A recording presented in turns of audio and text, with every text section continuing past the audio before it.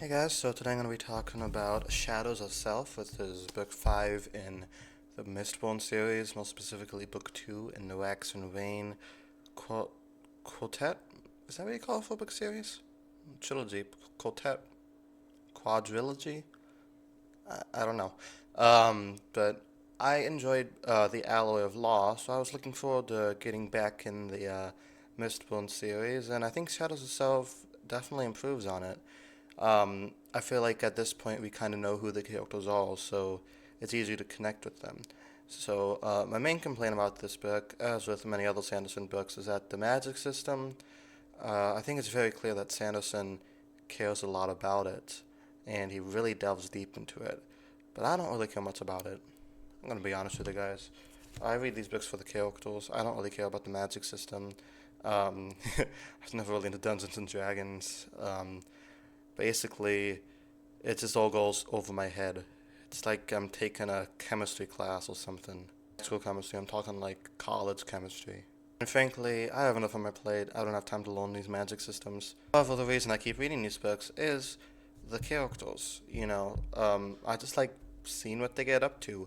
They're all pretty interesting. Wax goes through a lot in this book. He definitely needs some therapy. So, he's still like grieving his dead wife. Turns out his wife isn't dead, and actually she's been this like thing the entire time. And not only does feel betrayed by this, but he also has to kill her a second time, which is tragic. What a sad way to end a book, man. He definitely needs some therapy after this. I mean, so does Wayne, and Kaladin, and Shallan, and Dalinar, and the two girls from Rollbreaker. Pretty much everybody in these series, needs therapy. Mercy, I don't really have many thoughts on Mercy. Like, she's present, but I haven't really been able to connect to her the same way I connect to the other characters. Um, like, she's cool and everything, but she's just kind of there for me. Like, I don't hate her, I don't really like her.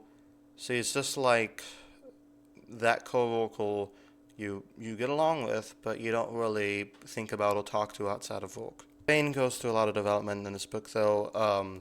I, in the Alloy of Law, I was kind of annoyed by him. Like, he just seemed like, comic relief, smart ass character, and I never really connected to him. While in this book, I feel like we get more depth to him. We see how he is so filled with regret for killing that girl's dad, and he knows like she never be able to forgive him. Yet he tries to help anyway, and some stuff he says throughout the book shows that he's a lot deeper than we think he is. Grain would kind of act a fool, but then once in a while he'd say some really wise statements. Kind of reminds me a little bit of the Second Doctor, how the Second Doctor from Doctor Who would kind of act like, this kind of kooky hobo, but really underneath it, he's actually smart and he's manipulating people. I think that's kind of cool. The way Wayne treats and talks about women, though, that's a little iffy. But, I guess somebody has to have flaws, right? Also nice seeing Harmony slash says it again. It shows how like he's become so wise in his hundreds of years. Not exactly sure how long it's been between books. I'm gonna guess like 500 years.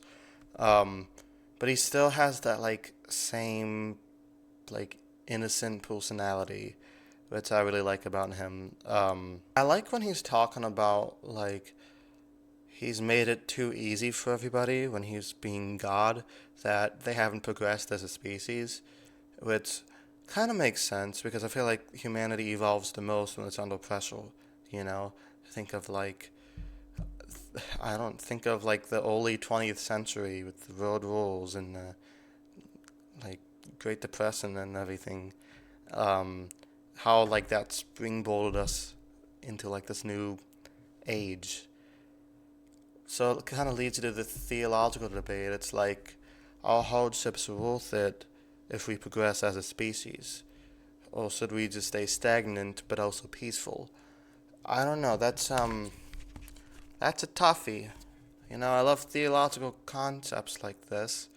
But yeah, overall, pretty decent book. Let me know what you guys thought of it down in the comments below.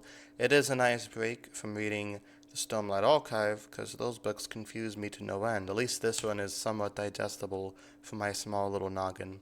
Thank you guys so much for watching, and I'll talk to you guys next time. Peace.